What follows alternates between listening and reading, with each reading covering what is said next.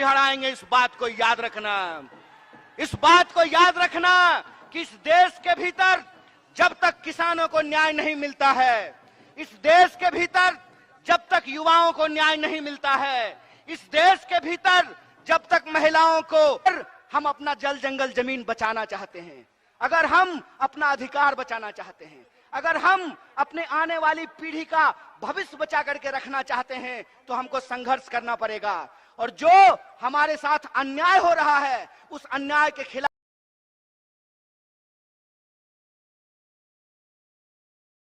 60 दिन से ज्यादा पैरोल पर रिहा है ये शख्स। लगातार 9 से 10 बार हमारा लक्ष्य थी।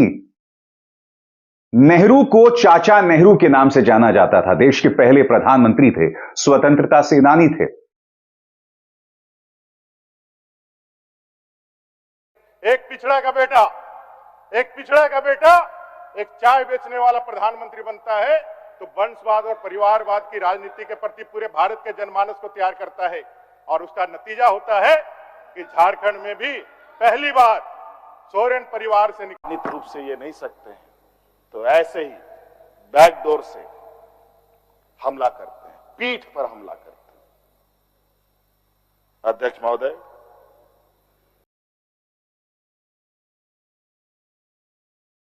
महोदय कि इस पूरे विश्व में केवल 5 देश ऐसे आज हैं जहां ईवीएम के माध्यम से चुनाव हो रहा है। उसमें से ऑस्ट्रेलिया में जो सॉफ्टवेयर डाला जाता है वो पब्लिक डोमेन में जी द्वारा मनोनीत मंत्री भी उसका सदस्य होगा। इसका मतलब कि 3 सदस्यों में 2 जब प्रधानमंत्री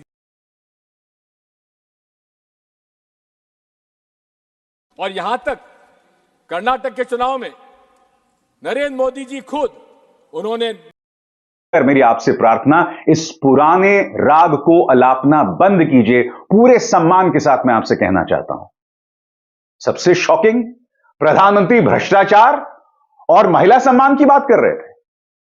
भ्रष्टाचार के बारे में क्या कहा दोस्तों, बहुत ही हास्यास्पद है। प्रधानमंत्री ने क्या कहा आपके स्क्रीन पर, मैं इस पवित्र सदन में दोहराता हूं कि जिसे जितना जुल्म मुझ पर करना है कर ले, मेरी भ्रष्टाचार के खिलाफ लड़ाई चलती रहेगी। जिसने देश को लूटा है उनको लौटाना पड़ेगा। प्रधानमंत्री जी, पूरे सम्मान के साथ मुझे समझाइए, आप पर जुल्म कौन कर रहा है? नहीं, मैं समझना चाहता हूं आप पर जुल्म कौन कर रहा है।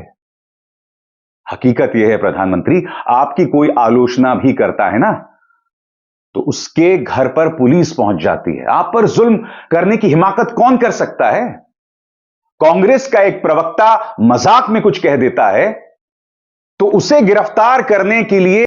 तो जी हाँ दोस्तों, आप सभी को ही पता है कि बिहार में सत्ता का पलटवार हो गया है। पलटू राम नीतीश कुमार फिर से पलट गए हैं और वो अब की बार गठबंधन बीजेपी के साथ कर रहे हैं। और यही नीतीश कुमार पहले गठबंधन तोड़ा था बीजेपी के साथ। तो अब जिस तरह लोग थूक के चाटने वाली राजनीति बिहार में अभी चल रही है और गोदी मीडिया में थूक के चाटने वाली राजनीति बिहार में चल रही है। तेजस्वी यादव ने कहा है कि उनके 17 साल और तेजस्वी यादव के 17 महीने उनसे फालतू हैं। और जिस प्रकार की बातें चल रही हैं कि बिहार में अभी बीजेपी के साथ उन्होंने गठबंधन कर लिया और सरकार बीजेपी के साथ उन्होंने बना लिए। तेजस्वी यादव ने 9वीं बार वो मुख्यमंत्री बने हैं, पर क्या उनका भरोसा है कि वो फिर पलट जाएंगे? देखिए दोस्तों, मुझे लग रहा है वो फिर से पलटेंगे और फिर किसी और गठबंधन के साथ जाएंगे। राहुल गांधी के इंडिया गठबंधन जो बनाया था अलायंस, वो अब लग रहा है धीरे धीरे टूटने लगा है। और वो अलायंस भी अब कुछ ऐसा नहीं है कि ममता उधर कह रही है कि वो अकेले चुनाव लड़ेंगी, अखिलेश यादव के साथ उनका यूपी में गठबंधन हुआ है, 8 सीटों पे कांग्रेस चुनाव लड़ेगी। पर अब देखने वाली बात है कि गोदी मीडिया इसको किस तरह देख रही है। गोदी मीडिया जश्न मना रही है कि बिहार में राम राज्य वापस आ गया, पर ऐसा कुछ नहीं है दोस्तों। बिहार में जो तेजस्वी यादव ने किया कि इतनी नौकरियां तेजस्वी यादव ने 17 महीनों में दी है, वो एक काबिल तारीफ़ है। और अगर बिहार को आगे जाना है तो ऐसे पलटूराम मुख्यमंत्रियों से बचना होगा, और ऐसे पलटूराम मुख्यमंत्रियों से तभी बचा जा सकता है जब बिहार के बच्चे मैच्योर होंगे और अपने लिए एक बेहतरीन लीडर चुनेंगे। तो आप इस वीडियो में देख सकते हैं दोस्तों, बिहार की जनता का किस प्रकार पे हो रहा है, काटा जा रहा है, और सारी कानूनी व्यवस्था अस्त व्यस्त हो गई है। तो सब्सक्राइब कर लो चैनल को।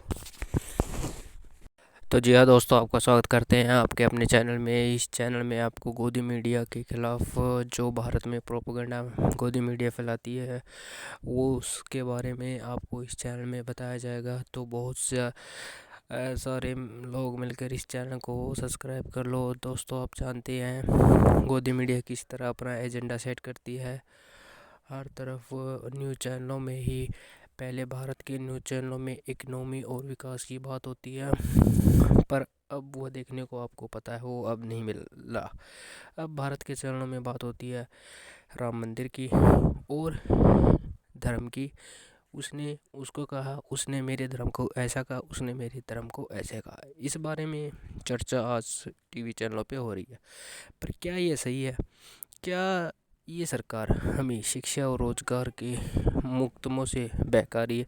मुझे तो दोस्तों ऐसे लग रहा है कि ये हमारे शिक्षा और रोज़गार जैसे मुकदमों से ही बहला रही है। गोदी एंकर दिन रात हिंदू मुसलमान करते हैं, ये आपको सभी को ही पता है, पर उनको मिलता क्या है दोस्तों? आपको ऐसी न्यूज़ सुनने से कुछ नहीं मिलता, पर उनको मिलता है दोस्तों फंडिंग। पीछे से इतनी ज़्यादा फंडिंग होती है, आपको पता नहीं, करोड़ों रुपया गोदी मीडिया को दिया जाता है ताकि वो एक प्रोपेगेंडा सेट करे भारत में रहने वाले उन अंधभक्तों के लिए जो सोचते हैं कि उनका धर्म खतरे में है। पर ऐसा कुछ नहीं है दोस्तों, किसी का धर्म कभी खतरे में नहीं आता। खतरे में होता है सत्ता की कुर्सी। जैसे कि आपको दोस्तों पता है 2014 से पहले महंगाई के बारे में, पेट्रोल भी 60 रुपये का मिलता था और एक स्प्लेंडर बाइक भी 60,000 रुपये मिलती। पर आज की डेट में दोस्तों उल्टा है, स्प्लेंडर 1,00,000 रुपये की हो गई है और तेल का भाव तो दोस्तों आपको पता ही है। और इसका कारण ये नहीं है कि कोरोना के समय कुछ नहीं होता दोस्तों। देश के अरबपतियों ने, मंदिरों ने इतना फंड दिया था भारतीय सरकार को, पर वो फंड भी अब सरकार दिखा नहीं रही।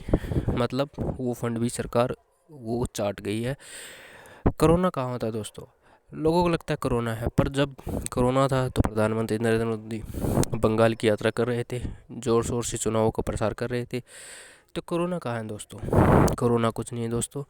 हम लोगों को मूर्ख बनाए रखने के लिए ये सरकार किस तरह से मीडिया का सहारा लेती है, बाबाओं का सहारा लेती है। वो बाबा दोस्तों, वो बाबा जो एक शो के 10-10 लाख रुपए लेते हैं, फॉर्चूनर में आते, फॉर्चूनर में जाते, हमें क्या मिलता? हमें कुछ नहीं मिलता दोस्तों। राहुल गांधी के खिलाफ भी उन्होंने पहले कुछ कहा था कि राहुल गांधी पप्पू है, पर ऐसा नहीं है दोस्तों। राहुल गांधी पप्पू नहीं है, वो बंदा बहुत हाई लेवल की सोच का है और वो कहाँ से पढ़ा हुआ आपको ये बारे में पता होगा दोस्तों। तो कृपया इन झूठे प्रोपेगेंडाओं से बचें और अपने मस्तिष्क को सही आयाम दें। मंदिर बन रहा है दोस्तों, अच्छी बात है, पर मंदिर के साथ क्या रोज़गार की बात होगी, ये सोचने वाली बात है। सरकार के आने के बाद जातियों में इतना जहर घुल गया दोस्तों, धर्म के बारे में इतना जहर घुल गया दोस्तों, लोग एक दूसरे का मुंह नहीं देखना चाहते दोस्तों। पर गोदी मीडिया इसके बारे में कुछ नहीं सोचती दोस्तों। देश की इकोनॉमी ठप हो गई है दोस्तों, बहुत से लोग बेरोज़गार हो गए हैं, स्कूलों की फीस इतनी बढ़ा दी गई है कि कोई हद नहीं है, पर सरकार का कोई लगाम नहीं है। और इसके बारे में दोस्तों आपकी क्या राय है कमेंट में ज़रूर लिखना। और बहुत सारे दर्शक इस चैनल पे आए और इस चैनल को सब्सक्राइब कर ले।